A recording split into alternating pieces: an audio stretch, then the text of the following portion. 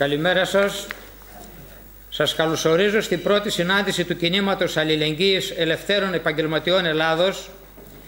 Σας ευχαριστώ που είστε εδώ αυτή την ώρα, για αυτή την ώρα που αφιερώσατε σήμερα.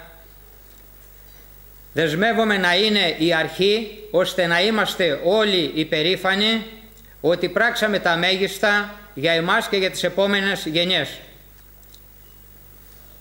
3 χρόνια δημοσιεύσαμε προτάσεις και μας αγνόησαν εντελώς όλοι οι παράγοντες.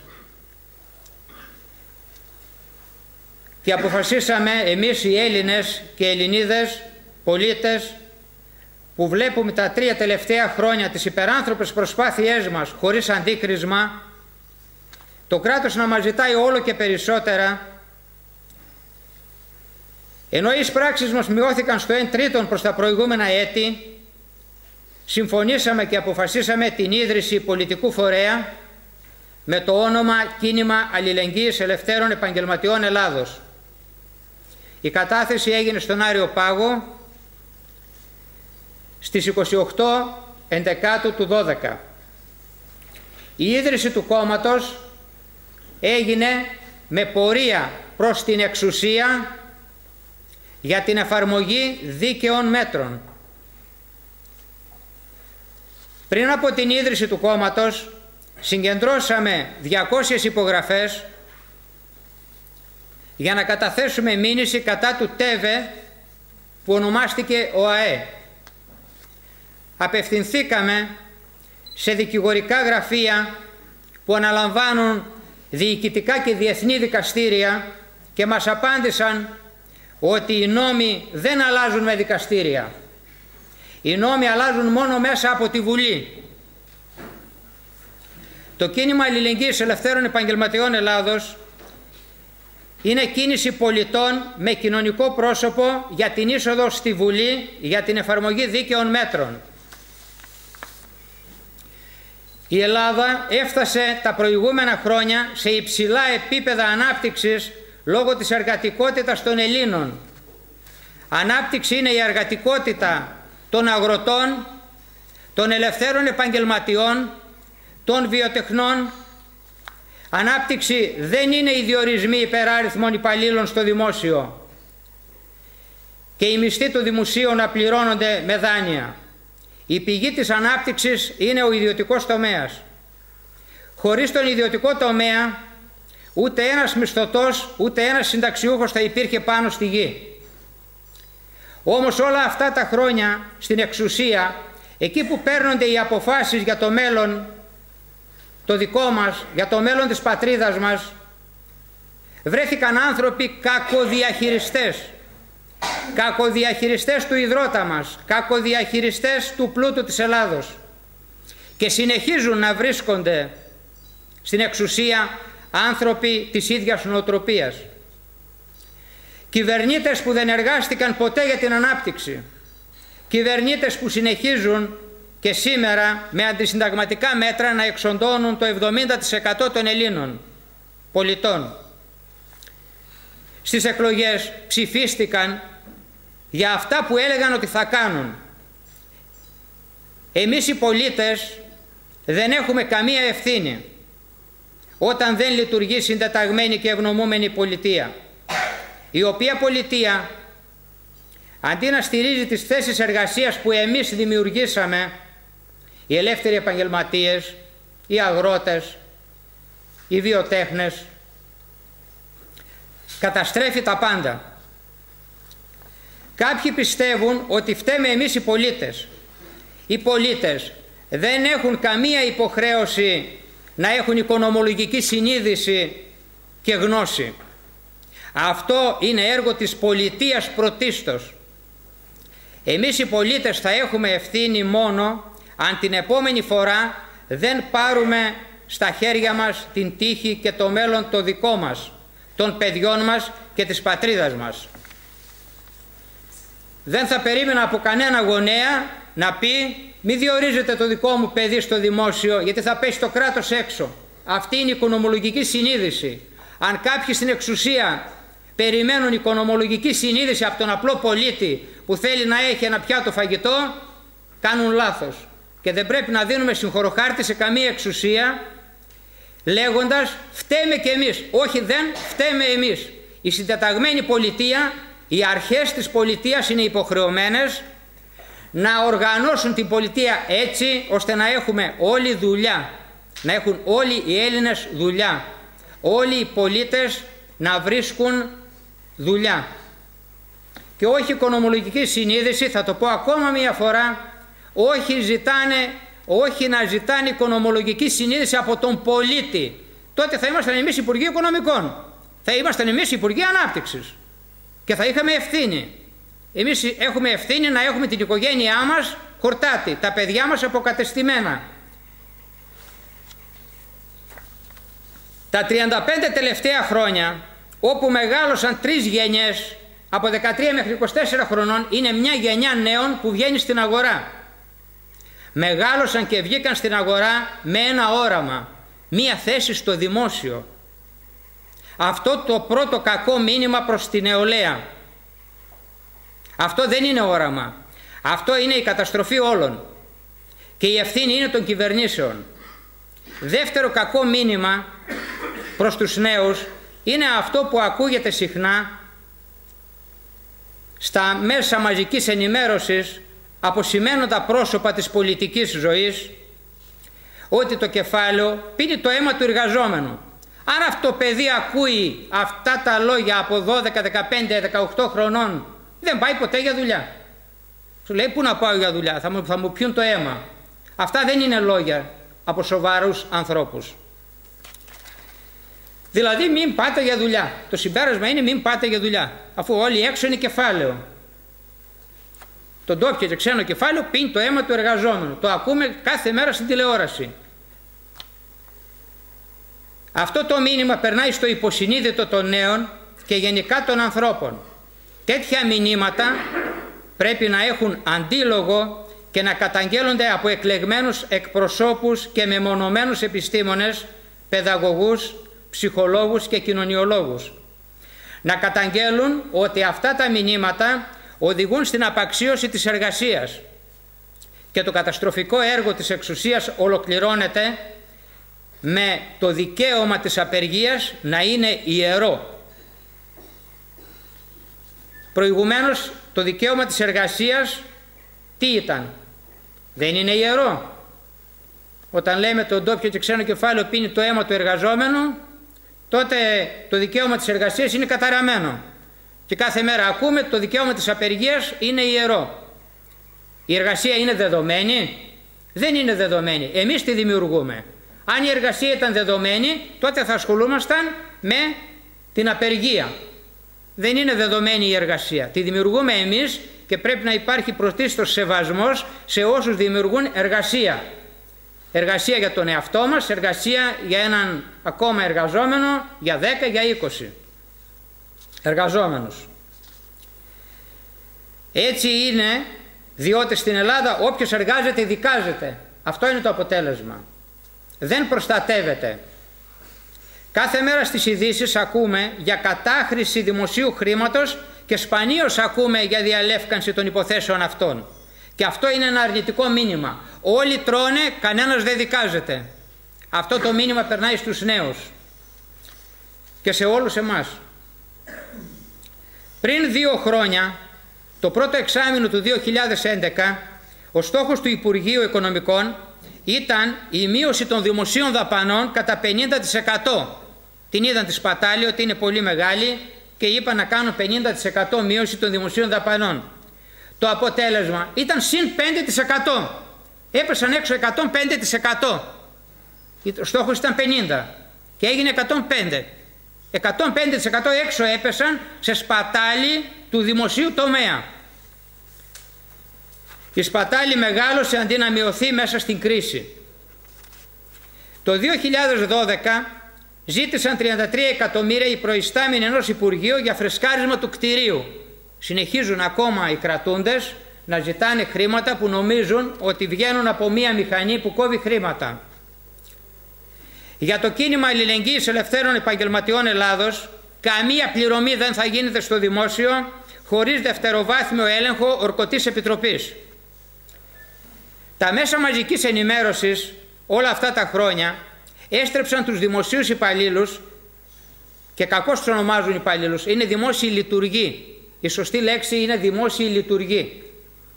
Τους έστρεψαν εναντίον του ιδιωτικού τομέα με σκόπιμα λανθασμένη πληροφορία ότι οι μισθωτοί και οι συνταξιούχοι στηρίζουν με τη φορολόγησή τους κατά 75% το κράτος.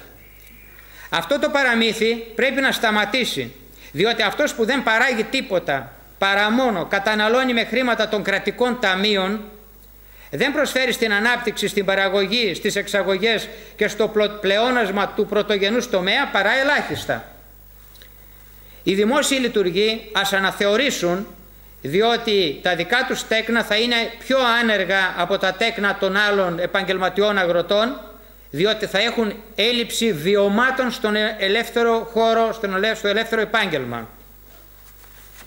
Και ας συνταχθούν στο κίνημα αλληλεγγύης ελευθέρων επαγγελματιών Ελλάδος και για το δικό τους καλό μέσα από την πραγματική ανάπτυξη. Η αλήθεια είναι ότι το εισόδημα των ελευθέρων επαγγελματιών φορολογείται 5 φορές πριν το τελικό κέρδος, ενώ το εισόδημα των δημοσίων υπαλλήλων φορολογείται μόνο μία φορά. Αν οι ελεύθεροι επαγγελματίες είχαν αυτά τα κέρδη που λένε όλοι ότι έχουν πολλά κέρδη και φοροδιαφεύγουν, τότε γιατί 500.000 επαγγελματίες αυτή τη στιγμή, με επίσημο χαρτί από το ΤΕΒΕ, 500.000 επαγγελματίες οφείλουν στα ταμεία 6 δισεκατομμύρια πάνω από 2 χρόνια ανασφάλιστοι, 1,5 εκατομμύριο ανασφάλιστοι οικογενειακώς. Δεν έχουν γιατρό, δεν έχουν φάρμακα. Ας σταματήσουν όλοι οι άλλοι να φαντάζονται κέρδη και φοροδιαφυγή εκεί που δεν υπάρχει, διότι για 25 χρόνια ακόμα θα ζούμε όλοι σε ένα πτωχευμένο κράτος, αν δεν αλλάξουν αμέσως οι κατευθύνσεις προς την ανάπτυξη και στο σταμάτημα των λουκέτων. Τα λουκέτα αυξάνουν το χρέος της χώρας. Το κράτος χάνει δισεκατομμύρια από τις κλειστές επιχειρήσεις και στη συνέχεια αυξάνεται η μαύρη εργασία, διότι όλοι οι χρεοκοπημένοι δεν βρίσκουν άλλη λύση, ούτε έχουν επίδομα επιβίωσης όπως τα προηγμένα κράτη και δουλεύουν με αδήλωτη εργασία. Το σύνθημά μας είναι όχι άλλα λουκέτα. Σε κάθε 15 λουκέτα προστίθενται 30 και πλέον άνεργοι και χάνει τη δουλειά του ένας λογιστής. Γιατί ανοίγουν τα πανεπιστήμια και σπουδάζουν τα παιδιά? Οι θέσεις λογιστών μειώνονται κάθε μέρα. Δεν έχει καμία λογική να σπουδάζουν και να είναι άνεργοι πτυχιούχοι. Η οικονομία ενός κράτους χωρίς παραγωγή δεν γίνεται. Η οικονομία ενός κράτους χωρίς εξοικονόμηση πόρων δεν γίνεται. Γι' αυτό κατέρευσαν οι οικονομίες των κρατών. Σπατάλη παντού και υπερκατανάλωση. Είχαμε ευημερία με δανεικά χρήματα. Τώρα ήρθε ο λογαριασμός, αυτοί που μας δάνεισαν έχουν το πάνω χέρι, όμως εμείς έχουμε άβουλα στελέχη κυβερνήσεων και κακοδιαχειριστές του δημοσίου χρήματος, χωρίς καμία ανάπτυξη σε κανένα τομέα. Και αυτή τη στιγμή η βίαιη προσαρμογή των πολιτών στη λιτότητα ισοδυναμεί με εξευτελισμό όλων των πολιτών. Οι διοικούντες βλέπουν 25 χρόνια πίσω, τότε που διόριζαν στο δημόσιο υπεράριθμους υπαλλήλους με δανεικά χρήματα και όχι με ανάπτυξη. Εμείς στο κίνημα αλληλεγγύης ελευθέρων επαγγελματιών βλέπουμε 25 χρόνια μπροστά με ανάπτυξη, στήριξη της αγροτικής παραγωγής, εξαγωγές, εξοικονόμηση και χωρίς σπατάλη δημοσίων δαπανών ούτε 1 ευρώ. Η ανάπτυξη δεν έχει πολιτικά χρώματα. Η ανάπτυξη έχει Έλληνες και Ελληνίδες, ελεύθερους επαγγελματίες, αγρότες και βιοτέχνες, οι οποίοι εργάζονται 18 ώρες το 24ωρο. Όμως στην Ελλάδα όποιος εργάζεται δικάζεται, δεν προστατεύεται. διότι αποφασίζουν για την ανάπτυξη άνθρωποι του δημοσίου με εξασφαλισμένο μισθό, με εξασφαλισμένο εφάπαξ και με σύνταξη. Είναι δυνατόν αυτοί που έχουν εξασφαλισμένα τα πάντα να νοιάζονται για την ανάπτυξη? Πού είναι το πρόγραμμα ανάπτυξης της συντεταγμένης και ευνομούμενης πολιτείας? Απουσιάζει εντελώς. 54 επιμελητήρια τα πληρώνουμε εμείς, οι ελεύθεροι επαγγελματίες. Ψηφίζουμε εμείς.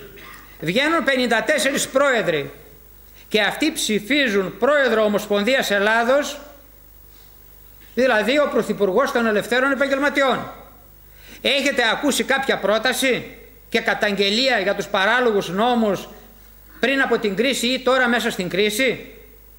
Καμία παράσταση διαμαρτυρίας. Είναι απόντες. Δεν γνωρίζουμε ούτε το όνομα του Προέδρου της Ομοσπονδίας. Τη στιγμή που μπαίνουν 200.000 λουκέτα, δεν γνωρίζουμε, εμείς που βγάζουμε τον Πρόεδρο Ομοσπονδίας, δεν γνωρίζουμε ούτε το όνομά του. Τα εμποροβιοτεχνικά επιμελητήρια δεν θα λειτουργούν πλέον σαν εισπρακτικές υπηρεσίες. Η θέση του κινήματος αλληλεγγύης ελευθέρων επαγγελματιών είναι ότι θα συμβάλλουν κάθε μέρα στο έργο της παρουσίασης και προώθησης των ελληνικών προϊόντων στην Ελλάδα και στο εξωτερικό. Αλλιώς δεν έχουν λόγο ύπαρξης στα επιμελητήρια. 4 εκατομμύρια συνταξιούχοι στην Ελλάδα πληρώνονται κάθε μήνα από υπερφορολόγηση που παρουσιάζονται ως έσοδα του κράτους και όχι από ανάπτυξη, όχι από χρήματα που έρχονται από ανάπτυξη. Δεν πληρώνονται από τα ταμεία των ασφαλιστικών οργανισμών, διότι τα ταμεία όλα είναι άδεια. Ούτε από ανάπτυξη. Η υπερφορολόγηση όμως έχει ημερομηνία λήξεως. Λίγα τα ψηλά στις τσέπες μας ακόμα. Διότι η Ελλάδα έχει 4 εκατομμύρια συνταξιούχους, 2 εκατομμύρια ανέργους, 1 εκατομμύριο δημοσίους υπαλλήλους, 1,5 εκατομμύρια ανήλικα τέκνα. Μόνο τα 2 εκατομμύρια εργαζόμενοι στον ιδιωτικό τομέα εργάζονται και πρέπει να φάμε 10 εκατομμύρια. Τώρα με την αδράνεια των διοικούντων θα πτωχεύσει το 70% των επαγγελματιών. Δηλαδή και την τελευταία πηγή ανάπτυξης και εσόδων βάζουν λουκέτο. Τι θα μείνει? Απέραντη φτώχεια και θλίψη. Οι θέσεις εργασίας στο δημόσιο τελείωσαν.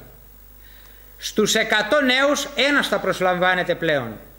Άρα το 99% των νέων είναι αναγκασμένο να ιδιωτεύσει.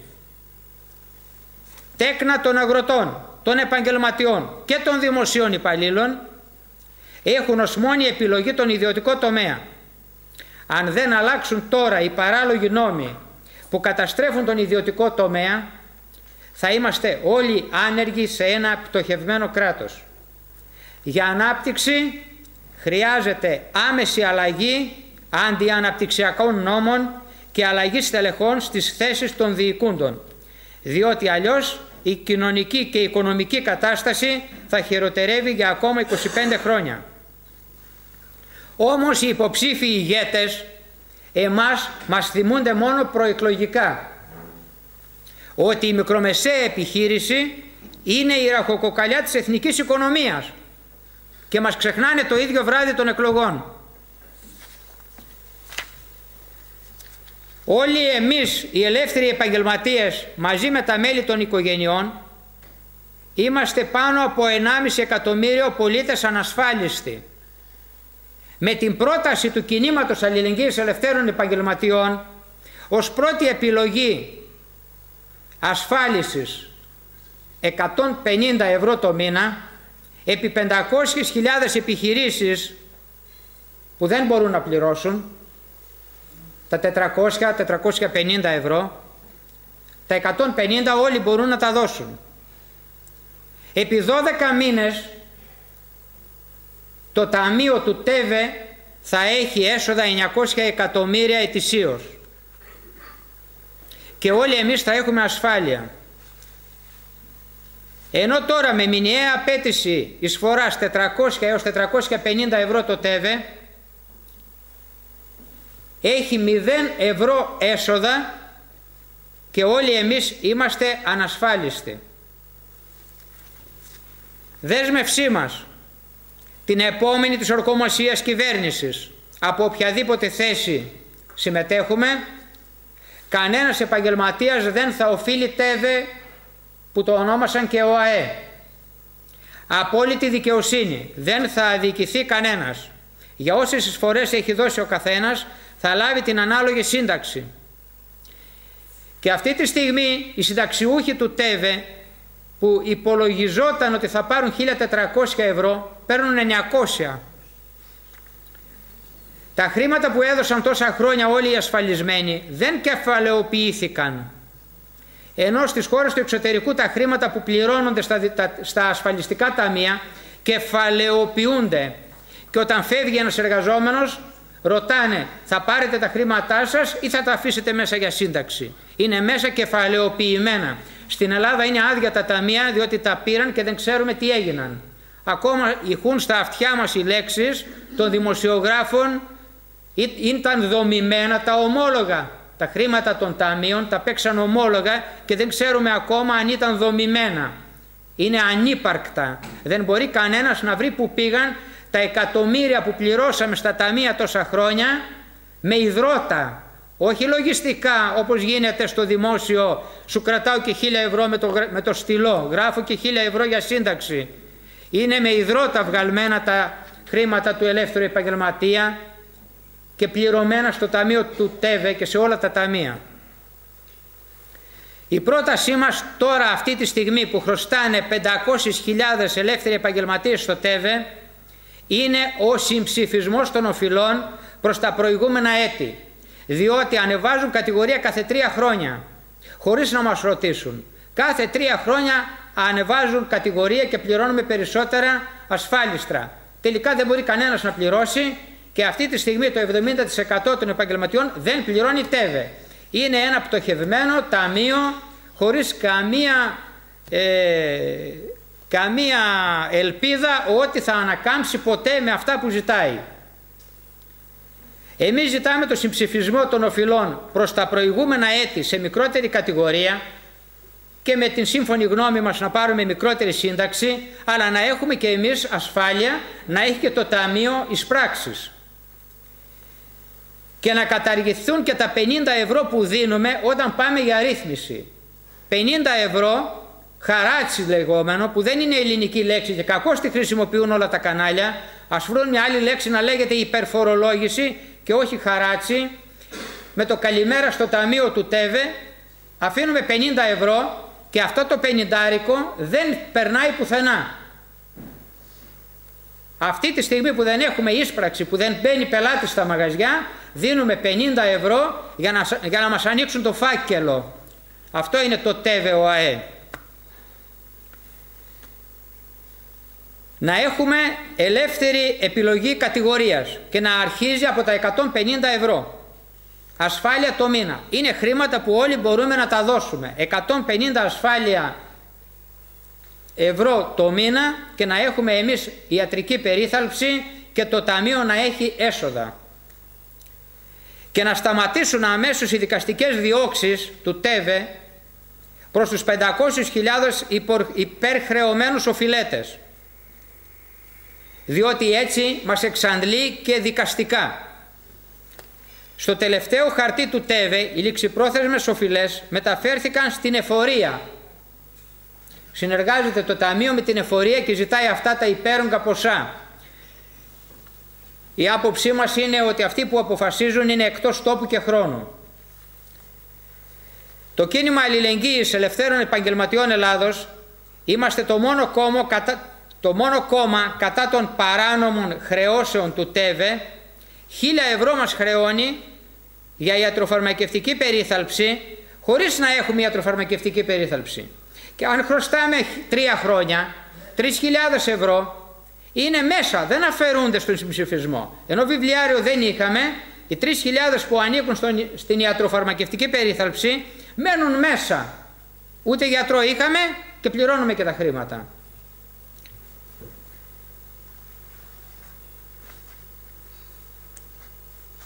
Ανεργία, ανάπτυξη. Ενώ η κυβέρνηση δεν δημιουργεί θέσεις εργασίας, καταργεί τις θέσεις που εμείς δημιουργήσαμε. Προσλαμβάνει ανέργους με εξάμηνες συμβάσεις ή τρίμηνες συμβάσεις για να καθαρίζουν πάρκα. Και αυτό το βαπτίζει ανάπτυξη. Αυτό είναι το πρόγραμμα της κυβέρνησης.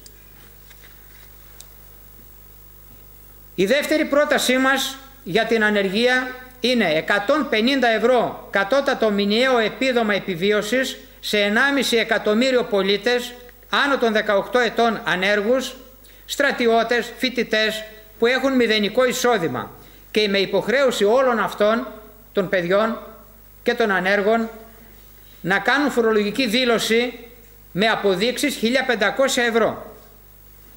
Από τα 1.800 που θα λαμβάνουν, 1.500 ευρώ σε αποδείξεις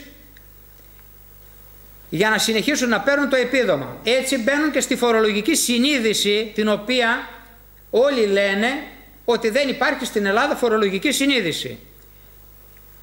Με αυτή την κίνηση βάζουμε σε φορολογική συνείδηση τους νέους ότι παίρνουν επίδομα επιβίωσης, παίρνουν απόδειξη και καταθέτουν φορολογική κάθε χρόνο μια φορολογική δήλωση.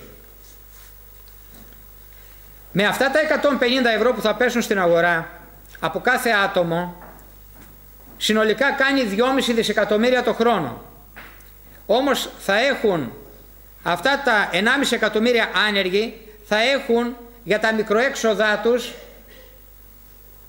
τα οποία δεν έχουν καμιά άλλη πηγή να εισπράξουν, δεν βρίσκουν καμία θέση εργασίας έξω, τα χρήματα αυτά που θα πάρουν θα πέσουν στην αγορά και θα ενισχυθούν όλες οι μικρές επιχειρήσεις, οι οποίες μικρές επιχειρήσεις όταν εισπράττουν το μήνα 1.500 και 500 1.000 και 1.200 ευρώ εισπράττουν, χρειάζονται τα 500 ευρώ για το ΤΕΒΕ και για το λογιστή, 500 ευρώ για το ενίκιο και για ΔΕΗ ΟΤΕ και μένουν αυτά τα 200 ευρώ για να ζήσει. Αν είχε άλλα 300 ευρώ το κατάστημα θα το κρατούσε ανοιχτό, τώρα το κλείνει. Το συμπλήρωμα, ένα μικρό συμπλήρωμα χρειάζεται το εισόδημα του ελεύθερου επαγγελματία. Δεν είναι όλες οι εισπράξεις έσοδα. Πρώτα θα βγουν τα έξοδα και θα μείνει ένα μικρό ποσό για την επιβίωσή μας. Αυτό θα γίνει με το επίδομα επιβίωσης σε 1,5 εκατομμύριο ανέργους, το οποίο υπάρχει σε όλες τις προηγμένες ευρωπαϊκές χώρες. Μόνο στην Ελλάδα δεν μιλάει κανένας για επίδομα επιβίωσης. Στη Γερμανία είναι 450. Εμείς ζητάμε το ελάχιστο 150 ευρώ αυτή τη στιγμή. Είναι δυνατόν να δοθεί από το ΦΠΑ που είναι 23%.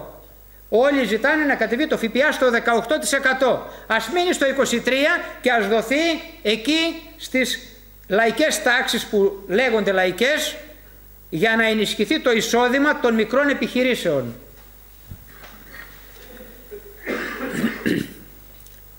Ανάπτυξη χωρίς γραφειοκρατία. Ταχεία διεκπεραίωση αναπτυξιακών επενδυτικών προτάσεων. Αλλαγή της λειτουργίας του Τηρεσία. Επειδή κάποιος φράγησε μια επιταγή, βγαίνει από την αγορά για 3 χρόνια. Είχε ένα μικρό ατύχημα οικονομικό, σφράγισε μια επιταγή και βγαίνει από την αγορά για 2-3 χρόνια, είναι τιμωρημένος. Και ποιος θα τον αντικαταστήσει? Μπορεί ένας άλλος να ανοίξει αμέσως μια επιχείρηση, μια στημένη επιχείρηση που χρειάζονται χρόνια για να εδραιωθεί? Αυτά είναι εγκλήματα. Πληρωμή δημοσίων δαπανών με έλεγχο δευτεροβάθμιας ορκωτής επιτροπής για να μην σπαταλάτε ούτε 1 ευρώ. Στήριξη της αγροτικής παραγωγής με φθηνότερα καύσιμα, με φθηνότερα εφόδια και διαρκή ενημέρωση των αγροτών για νέες καλλιέργειες με προοπτική εξαγωγών. Άμεση προώθηση σε οπωροκυπευτικά, γαλακτοκομικά, ιχθυοκαλλιέργειες, ελαιοκομικά και διπλασιασμό της παραγωγής με προοπτική εξαγωγής. Αφορολόγητο πετρέλαιο στους αγρότες, μεγαλύτερα κέρδη στον παραγωγό και έλεγχο τιμών από το χωράφι στο ράφι. Είδαμε το παράδειγμα της διανομής της πατάτας που έδωσε κέρδος στον παραγωγό και στη μισή τιμή το αγόρασε ο καταναλωτής. Ενώ οι μεσάζοντες πλήρωναν ούτε στο κόστος την πατάτα και το πουλάνε 5 φορές περισσότερο στην τελική κατανάλωση. Τα βαριά χαρτιά της Ελλάδος, ένα από αυτά είναι ο τουρισμός. Άμεση ανάπτυξη του τουρισμού με προβολή ουσιαστική και με στήριξη μείωσης τιμών και έλεγχο τιμών.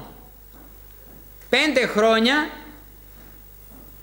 το νερό, ένα μπουκάλι νερό, το βάζαν στη διατίμηση το Υπουργείο Οικονομικών, Υπουργείο Τουρισμού, το βάζαν στη διατίμηση ένα μπουκάλι νερό τον Σεπτέμβρη μήνα, όταν είχαν φύγει όλοι οι τουρίστες. Αφού τους είχαν κατακλέψει κάποιοι όλο το χρόνο, όλο το καλοκαίρι, την περίοδο των διακοπών, το Σεπτέμβρη η κυβέρνηση έβαζε σε διατίμηση το μπουκάλι το νερό. Αυτό είναι ένα παράδειγμα πόσο συντονισμένοι είναι να πράξουν αυτό που πρέπει την ώρα που πρέπει.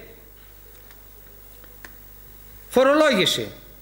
Δίκαιη και σταθερή φορολόγηση, δίκαιες και σταθερές ασφαλιστικές εισφορές για άμεση ανάπτυξη.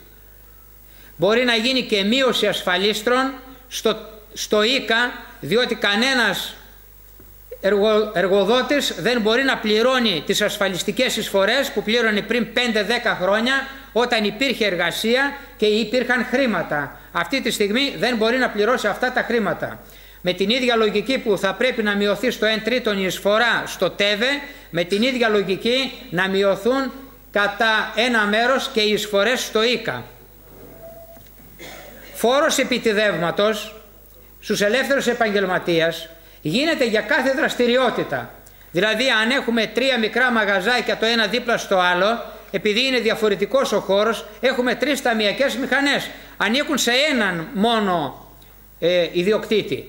Το κράτος λέει 3 ταμιακές μηχανές. Για κάθε ταμιακή μηχανή έχει επιτιδεύματος φόρο 500 ευρώ.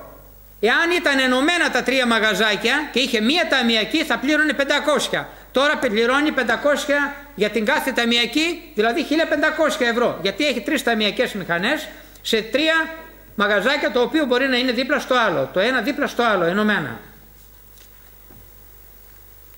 Για κάθε δραστηριότητα το άτομο είναι 1, οι δραστηριότητες 2-3, 3 ταμιακές μηχανές, 3 φόροι επιτιδεύματος. Με αυτή τη λογική λειτουργούν. Η πρότασή μας είναι μία ταμιακή μηχανή, ένας φόρος επιτιδεύματος. Μπορεί να είναι 2-3 ταμιακές μηχανές, ένας ο φόρος επιτιδεύματος, εφόσον ο ιδιοκτήτης είναι ένας. Τέλος ακινήτου για την πρώτη κατοικία, όχι μέχρι 100 τετραγωνικά και με εισόδημα μέχρι 10.000 ευρώ. Στέγαση των δημοσίων υπηρεσιών σε κρατικά κτίρια τα οποία είναι εγκατελειμμένα, ενώ είναι σε καλή κατάσταση, εκατοντάδες κρατικά κτίρια, το κράτος δεν τα περιποιείται για να στεγάσει εκεί τις υπηρεσίες και νοικιάζει άλλα κτίρια και πληρώνει γύρω στο 1 δισεκατομμύριο για να νοικιάζει ιδιωτικά κτίρια και τα ιδιόκτητα τα έχει εγκατελειμμένα. Αυτά τα χρήματα που πληρώνει σε ιδιοκτήτες μεγάλων κτιρίων δεν πέφτουν στην αγορά, βγαίνουν στο εξωτερικό. Είναι μια παράμετρος του οικονομικού εγκλήματος. Εάν κάποιος έχει μια πολυκατοικία και την νοικιάζει σε μια δημόσια υπηρεσία και παίρνει ένα πακέτο μεγάλο χρημάτων, δεν θα αγοράσει ψηλικά από την γειτονιά, θα τα βγάλει στο εξωτερικό. Άρα άλλη μια πηγή που χάνονται πολλά εκατομμύρια από τη χώρα. και πηγαίνουν σε τράπεζες του εξωτερικού για ασφάλεια. Ενημέρωση των πολιτών να γίνεται άμεσα για θέματα εξοικονόμησης ενέργειας, για θέματα υγείας, μέσω κρατικού καναλιού και να γίνουν και μάθημα σε σχολεία.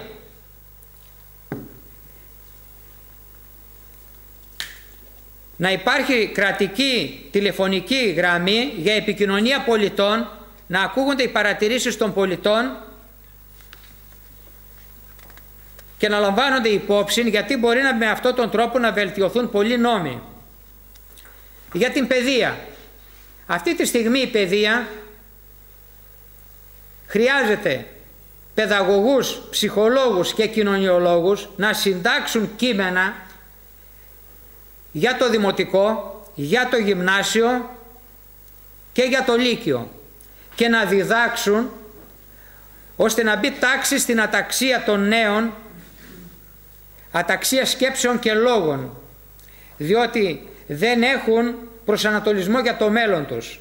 Μέσα σε όλη αυτή την κατάσταση, τη γενική οικονομική κατάρρευση, δεν έχουν κανένα όραμα και χρειάζονται αυτή την υποστήριξη. Υγεία, ιατροφαρμακευτική περίθαλψη για όλους τους πολίτες. Στο κίνημα αλληλεγγύης ελευθέρων επαγγελματιών Ελλάδος ακούμε όλες τις τεκμηριωμένες προτάσεις σας, όλες οι προτάσεις των πολιτών με αληθή προσέγγιση, οι οποίες θα συμβάλλουν στην ταχύτερη εφαρμογή ωφέλιμων αποφάσεων για την ανάκαμψη και τη σταθερή πορεία της ελληνικής οικονομίας.